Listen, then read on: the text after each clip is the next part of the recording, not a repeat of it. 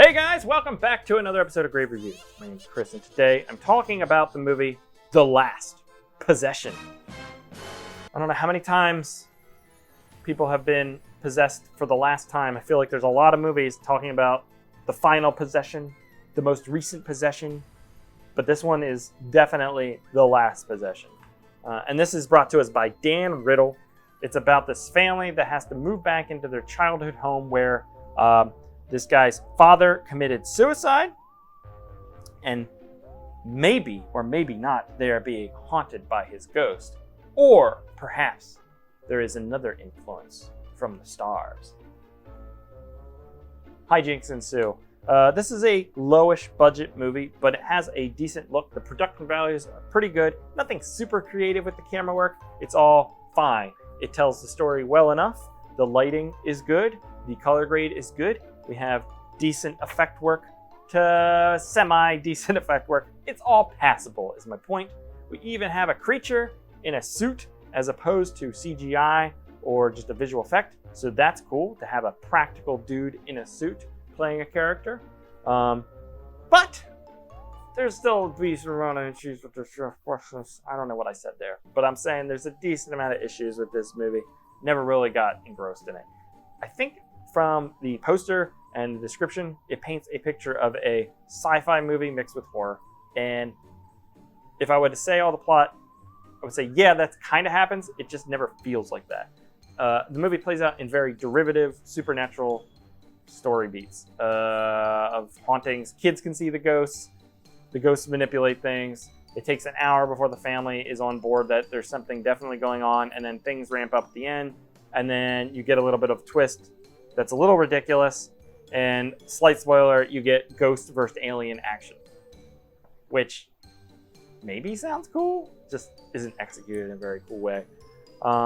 There's 2 kids and 2 adults, and there's tons of moments spent with family drama, parents yelling at kids, parents infighting, not believing each other.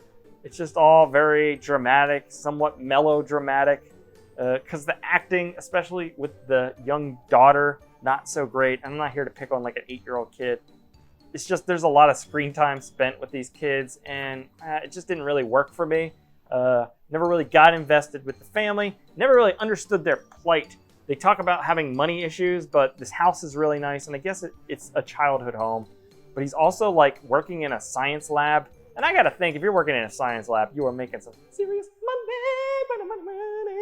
Maybe not, maybe I'm wrong, but I feel like you need a degree for that shit. And I don't know what I'm getting at. It just doesn't feel like they really have money issues. And then when I think back to it, it's like, why does that matter except for them having to move back into their childhood home and maybe being trapped there? Is that what they're going for? But just sell the house, live in a van down by the river or something. If there's fucking ghosts up in there, you got to do what you got to do to keep your family safe. Live at the lab. I don't know, do something. We also get like, we're going to bring in a medium person to deal with the spirits. This is like Insidious, Conjuring, all that kind of crap you've seen before, done in a lower budget way with very generic horror, scary trope things. I think the interesting idea is bringing aliens and ghosts together, or at least making people think it's ghosts, but it's actually aliens in some way, or whatever is what they wanted you to do with this movie. It just doesn't explore that idea enough, because I do think there's potential behind that idea. There's also a lot of times where the audience is shown a ghost, but characters don't see it. So it's like, okay for once or twice as like a scare, like, oh, a character shuts off a light and there's a ghost there. And like, oh shit, I wasn't expecting that as an audience member. But when it goes on for like 45 minutes to an hour and you're like, okay, I'm fully aware of the ghostly figures. It's frustrating that you guys aren't on board with the ghostly figures yet. And we're just watching these conversations play out where it's like, I saw a ghost. You didn't see a fucking ghost. I saw a ghost. You didn't see a fucking ghost. And the audience is like, we all saw the fucking ghost. It's just frustrating, right? Like, it feels like we're grinding our gears, not propelling the story forward. If you're going to show the audience the ghost many times and make the audience aware of it, we need to get the characters on board and move the story somewhere. Otherwise, we're just watching frustrating conversations play out, which we already know the answers to, and it doesn't provide mystery to the storyline. It just provides filler or something. Time is being wasted.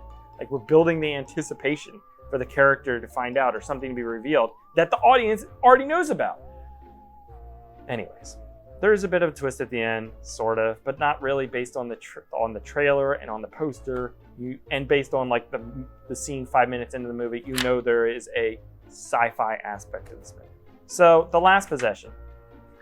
There was a slight possession. I guarantee it's probably not the last one though. It just seemed like, I would call this movie like, there's like 2 minutes of possession. So like a little bit of possession is what I'd call this. I don't know. It's pretty mediocre, boring, but decent production values with mixed acting and mixed effects and a not so interesting storyline. I'll give it a meh. That was weird. I sounded like a cow there. I'll give it a meh. It's middling. I'll give it a 5 out of 10. If you're really into supernatural ghost movies and you love those tropes and you love just haunted house kind of stuff, you might be more on board for this.